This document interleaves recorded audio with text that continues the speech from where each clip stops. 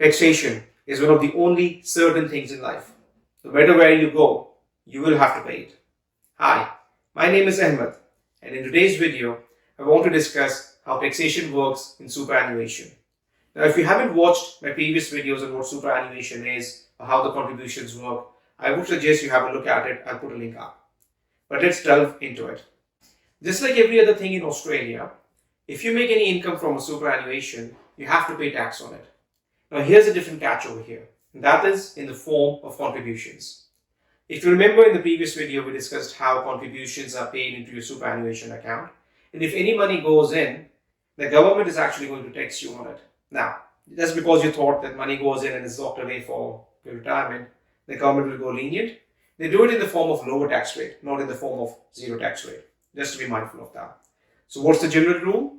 Generally, if you put money in your superannuation, any contributions you do, you will be taxed at 15%.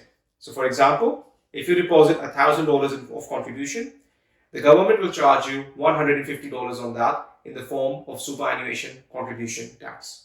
Very simple. What are the exceptions? Two. Number one, if you earn low income, or two, if you earn high income. Low income means someone who is earning less than $37,000 a year. In that case, what the government gives you is called a low income tax super offset.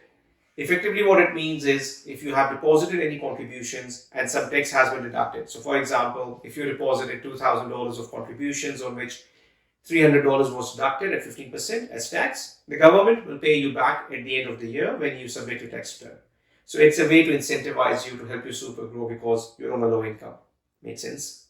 The other exception is if you are a high income earner. So if you are someone whose income for the year and the super amount contributed in the super fund is more than $250,000, you will attract Division 293 from the tax code, which means any contribution you have made in the superannuation above the $250,000 limit. So let's say, for an example, your income was $230,000 and you deposited $25,000 in your superannuation fund. So this amount, this total is 230 plus 25, 255,000. So up to 250 is fine. The amount above, which is $5,000, you will end up paying 30% tax on the superannuation contribution over there. So that's something you need to remember.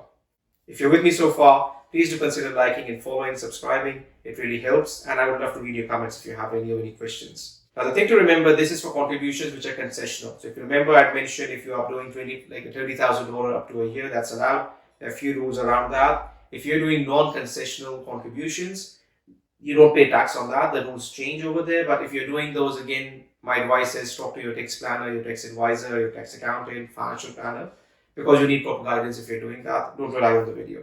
Now, in the final part of the video, we will discuss the income which your superannuation fund generates. Remember, the money being put aside is for your retirement, so it's being invested. So any income that you earn, the rule is simple. It's a 15% flat rate of tax as of now. So if you make, let's say, $10,000, you will pay $1,500 as income tax on that in your superannuation contribution. In the next video, I plan to discuss about when you can withdraw this money and how you can withdraw it. So stay tuned for that. That will be the final part I want to do on the superannuation. Unless you have other questions, please put them in the comments and I'll try to do videos on those as well in the future. Thank you.